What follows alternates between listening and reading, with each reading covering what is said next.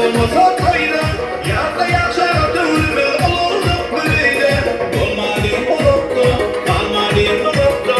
Duvarlardan taşlaşmadı onlar. Doğullarım var, benim doğullarım var. El bana benim yanımda doğullarım var. Duyumda yansınlar, yaşayamam günler. Beni bak diye doğullarım var.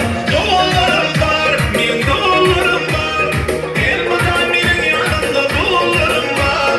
Duyumda yansınlar, yaşayamam günler. Beni bak diye doğullarım var.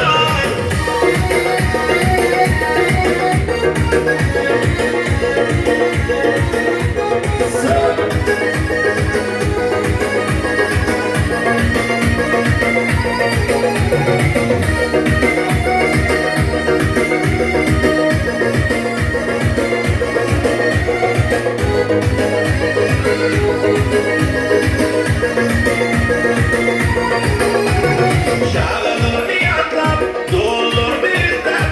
Allah'ım ayırmasın birbirimizden asla. Tüm yıl boyunca bir yerde dayanacağım. Her taşıma kalan, hep başıma bela. Şalalarını yaklap, doğulur bizden. Allah'ım ayırmasın birbirimizden asla. Tüm yıl boyunca bir yerde dayanacağım.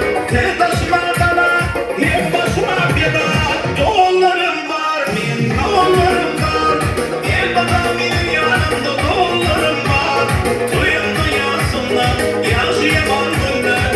Beni bak diyen doğullarım var. Doğullarım var, benim doğullarım var. El bana benim yanımda doğullarım var. Duyumda yansınlar, yaşayamam günler. Beni bak diyen doğullarım var.